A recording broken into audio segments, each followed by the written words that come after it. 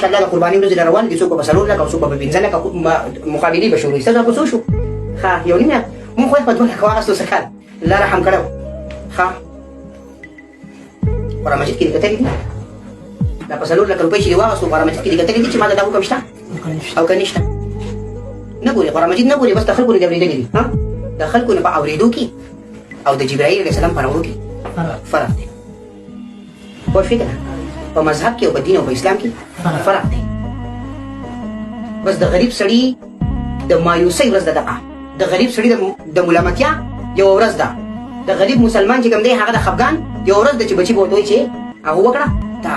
زما ذهن دې پورې رسېدلی دی که نه قاري صاحب؟ ما چې څومره قرآن مجید احکامات بیان لکه کتلي دي سټډي کړي دي، ما چې قرآن مجید څومره ځان رسولی دی که نه قاري صاحب، نو زه دې خبرې ته رسېدلی یم ښه چې الله پاک د هغه خبرو حکم نه کوي ښه چې ټول مسلمانان نشي کولای، چې ټول انسانان نشي کولی الله پاک داسې حکم دا وګوره. دا جناب قاری برکت علي صاحب دی، دا د قربانۍ متعلق خبره کوي. نو فرمایي چې ما څومره سټډي او ما څومره مطالعه کړې ده، نو په قرآن پاک کې الله رب العزت چېرته داسې حکم نه دی کړی چې هغه تمام مسلمانان نشي کولی. نو لہذا قرباني دا ثابت نه ده، ځکه قرباني بعضی مسلمانان یعنی مالداران کولی شو، غریبانان یې نشي کولی. نو لہذا قرباني ثابت نه ده. او دارنګې د دوی څومره جماعت او څومره ډله ده، دا ټول د قربانۍ د مشروعیت نه منکر دي. دوی چې د قربانۍ ذکر په قرآن کې نشته، لہذا ځکه موږ قرباني نه منو. کم چې د مسلمانان یوم النحر او د غټ اختر په ورځ باندې کومه قرباني کوي، دا مروجه قرباني د په قرآن کې نشته، لہذا موږ یې نه منو. موږ دوی ته جواب دا ورکو چې حضرت صاحب د قربانۍ تذکره دا په قرآن کې موجود ده، دا زما سره د رب العالمین قرآن دی. اللہ جل جلالہ په سورة الحج آیت نمبر 34 کې الله فرمایي وَلِكُلِّ أُمَّةٍ جَعَلْنَا مَنْسَكًا، او د هر امت د پاره جعلنا مون مقرر کړی دا منسکن قربانی. تمام مفسرین وګورا هغوی د منسک نه مراد قربانی اغستی ده، لکه علامه ابن کثیر سے او دارنګ نور جمهور مفسرین وګورا د منسک نه مراد هغوی قربانی اخلي. لیذکر اسم الله دې د پاره چې یاد کې دا خلق اسم الله د الله نوم علامه رزقهم په هغه سبانه چې ورکړي دی الله دوی ته من بهیمه الانعام د ساروونه، یعنی دوی په سارو باندې د رب العالمین نوم واخلي. وس الله دې آیت کې فرمایي چې د هر امت د پاره ما قربانی متعین کړي او مقرر کړي دا. نو لہذا د قربانی تصور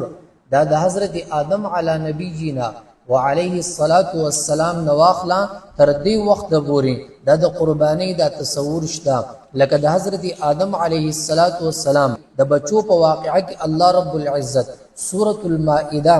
آیت نمبر 27 کې فرمایي وَاتْلُ عَلَيْهِمْ، او ای زما پیغمبر واوروا د خلقو دا نبا ابنی آدم بالحق د آدم علیه الصلاة والسلام د دو زامنو رښتونی واقعه اذ قربا قربانا، هر کله چې دې دوانو قربانی وکړه فتقبل من احدهما، نو قبول کړي شو په دې دوه کې د یو نه، ولم يتقبل من الاخر، او د بل نه قبول نشوا. دا اوس قربانی دوی د څور کړي وا. نو علامه ابن کثیر تفسیر قرطبی تفسیر طبری د تمام مفسرین لیکلي دي ان الله تقبل قربان صاحب الغنم، په دې دوانو رونو کې د حابیل د دوسر د بیزو کندکو دو چیلی یا بیزه د الله په لار کې قربانی کړه. نو لہذا ثابت دا شوا چې د قربانی دا تصور دا صرف یو نوی تصور نه دی، بلکې د آدم علیه السلام نواخلا تر نن تاریخ پوری د قربانی دا تصور موجود دی. دی امت کې الله رب العزت فرمای والبدن جعلناها لکم من شعائر الله، او د قربانی ساروی جعلناها لکم جوړ کړی دی مونږ دوی لکم ستاسو د پاره من شعائر الله للخو د الله نه لکم ستاسو د پاره فيها خير چې پدې کې یو ډیر لوی خیر دی. فذكر اسم الله عليها، تاسو د الله نوم واخلئ علیها په دغه سارو باندې صواف په داسې حال کې چې دا ساروي ولاړ وي. فاذا وجبت جنوبها، هر کله چې دوی راګیل چې په خپل اړخونو باندې فکلوا منها نخری تاسو ردی ساروونا واطعموا القانع والمعتر او تاسو خروي دقه ساروي او دا غوخه په صبر کوونکي غریب باندې والمعتر او په سوالګریس غریب باندې دارنګ الله رب العزت د دې آیت نه یو آیت بعد سورۃ الحج آیت نمبر 37 کې الله فرمای لن ينال الله لحومها ولا دماؤها چې نرسیږي الله ته د قربانۍ دا غوخي او نه د قربانۍ دا انا ولكن يناله التقوى منكم لیکن رب العالمین ستاسو تقوا او ستاسو نیتونو د ګوري نو لہذا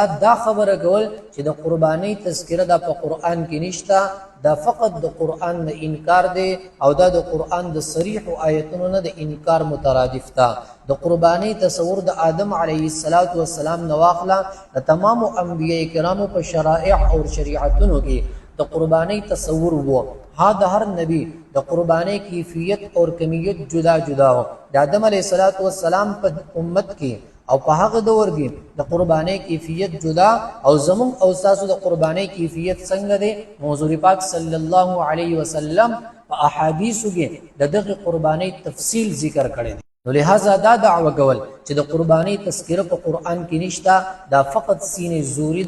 دا فقط د اسلام د یو عظیم حکم نه انکار کول دی چرته هم د یو اخیار انسان سره او صاحبی مطالعه انسان سره دا نه خایږي چې هغه یو داسې صریح او حکم داسې ظاهر حکم چې د حضور پاک د زمانه نواخله تر نن د ور پورې دا دومره خلک جمهور په دې باندې عمل کوي چا هم د دین داسې انکار نه دی کړي مونږ او تاسو کې بیا یو کسره پاسي هغه د قربانۍ نه انکار کوي نو لہذا تعالی داسې نه دی کول پکار دویمه دا سره خبره ده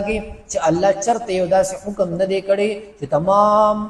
مسلمانان پاغي باندې عمل نشي کولای تاسو دا قاعده او دا کوم مطالعین چې کوم تاسو دا اخذ کړي دي او دا اخذ ماته کامل نخکاری ځکه قران کې ډیر شي احکامات داسې دي چې پاغي باندې بعضی مسلمانان عمل کولی شي بعضی په عمل نشي کولای لکه د زکات حکم رب العالمین مسلمانانو ته کړی دی خو لیکن دا کوم مسلمانانو ته دی دا مالدار مسلمانانو ته دی غریب مسلمانانو ته نشتا د روزي حکم رب العالمین مسلمانانو ته کړی دی لیکن مسافر فمن كان منكم مريض او على سفر فعده من ايام اخر یو سړی دی هغه مسافر دی یا یو سړی دی مریض دی داغه نه دا حکم وقتی طور باندې ساقط دی دارنګ د جهاد حکم تمام مسلمانانو ته نه دی بلکې الله استثناء کړی دا ليس على الاعمى حرج ولا على الاعرج حرج ولا على المريض حرج دارنګ د حج حکم رب العالمین کړی دی لیکن دا صاحب نصاب او صاحب استعداد او صلاحیت ته دا حکم دی تمام مسلمانانو ته دا حکم نه دی لہذا تاسو دا خبره کول چې الله رب العزت چرته یو داسې حکم نه کوي چې هغه تمام مسلمانان نشي کولای دا خبره د ظاهر مخالف ده او د قران د ډیرو آیاتونو مخالف ده لہذا تاسو په خپل مطالعه باندې نظر ثاني وکړئ